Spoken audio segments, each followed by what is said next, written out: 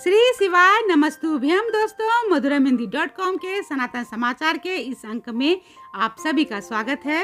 रेवाड़ी हरियाणा में आगाज हुआ 5 दिवसीय शिव महापुराण कथा का। जानेंगे कैसा रहा प्रथम दिन की शुरुआत, इसलिए वीडियो पे बने रहिएगा। रेवाड़ी हरियाणा में आज से यानी कि 19 मार्च से 23 मार्च दोपहर 1 बजे से 4 बजे के बीच 5 दिवसीय श्री वेलकेश्वर शिव महापुराण कथा अंतर्राष्ट्रीय कथावाचक पंडित प्रदीप मिश्रा जी के श्री मुख से कही जा रही है। इस श्री वेलकेश्वर शिव महापुराण के मुख्य आयोजक भाजपा नेता श्री सुनील यादव मुसेपुर है, जिन्होंने रेवाड़ी के सेक्टर 18 स्थित हुडा ग्राउंड के लगभग 35 एकड़ जमीन पर भव्य वाटरप्रूफ पंडाल लगाया गया है।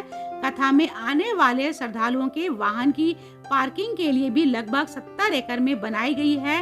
इसके साथ ही श्रद्धालुओं के लिए 250 से भी ज्यादा टॉयलेट का निर्माण भी किया गया है। आपको बता दें कि हर कथा की तरह इस कथा को शुरू होने से पहले एक दिन पहले कलश यात्रा निकाली गई, जिसमें लगभग 51,000 से अधिक महिलाओं के साथ साथ लाखों श्रद्धालुओं की विशाल कलश यात्रा बाईपास स्थित टोयोटा शोरूम के पास से शुरू होकर कथा स्थल पंडाल तक गई। इस कलश यात्रा में शामिल होने के लिए किसी प्रकार की कोई पर्ची नहीं काटी गई थी। इच्छुक श्रद्धालु को अपने घर से कलश लाने को कहा गया था। यहाँ पर बनाए गए 5 विशाल पंडाल में ही सोने की व्यवस्था की गई, क्योंकि इस कथा में 2 दिन पहले से ही शिव भक्त दिल्ली, पंजाब के साथ साथ दूसरे राज्यों से भी पहुँच चुके थे। इन सभी श्रद्धालुओं को किसी तरह की कोई परेशानी नहीं हो, इसके लिए पूरी व्यवस्था पहले से की गई थी। इन सभी के लिए भंडारे की व्यवस्था भी की गई है, जिससे कि किसी को खाने की कोई परेशानी नहीं हो। आज कथा के पहले दिन में ही लाखों की संख्या में श्रद्धालु पंडाल में भरे हुए थे। जिनको जगह नहीं मिली वो पंडाल के बाहर अपनी सुविधा अनुसार कथा को श्रवण कर रहे थे। ऐसा लग रहा था जैसे कि रेवाड़ी में भक्तों की सुनामी आ गई है। हर श्रद्धालुओं के चेहरे में एक अलग ही उत्साह उमंग देखने को मिल रही थी। पंडित प्रदीप मिश्रा जी श्री वेलकेश्वर महादेव शिव महापुराण कथा को वास्ते हुए पहले दिन की कथा में बोले कि शिव कथा कहती है भगवान शंकर का संवाद कह रहा है, महादेव का चरित कह रहा है।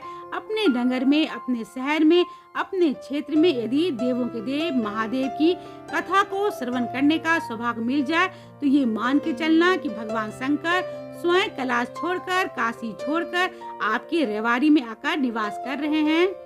भगवान शिव की जब तक कृपा नहीं होती, दया नहीं होती, तब तक जीवन भगवान की अविरल भक्ति की ओर नहीं जा सकती।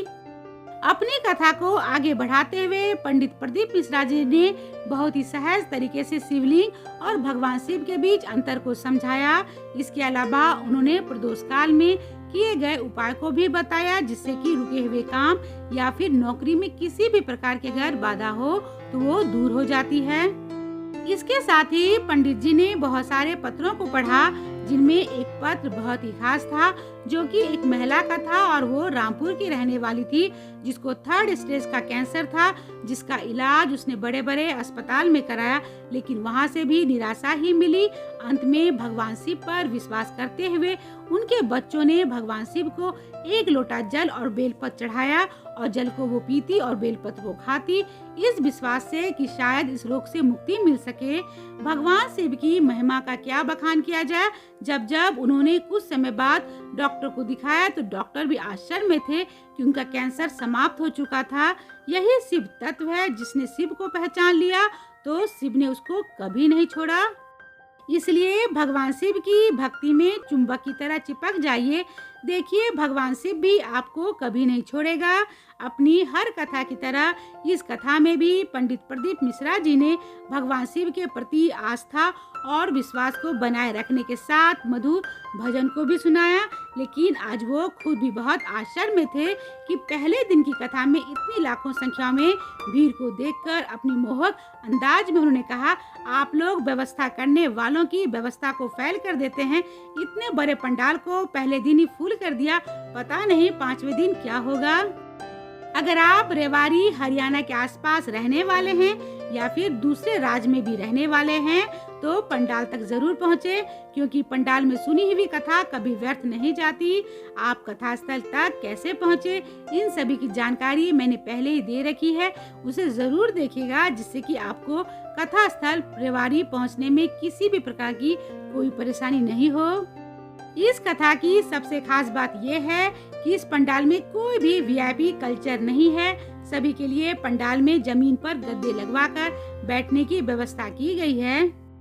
इस वीडियो को लाइक करें, शेयर करें, ताकि इस कथा के बारे में अधिक से अधिक लोगों को मालूम चल सके, और कमेंट बॉक्स में ओम नमः शिवाय जरूर लिखें। तो मिलते हैं madhuramehndi.com के अगले वीडियो में एक ऐसे ही नई जानकारी के साथ। तब तक आप अपना और अपना ख्याल रखिएगा। श्री शिवाय नमस्तुभ्यम।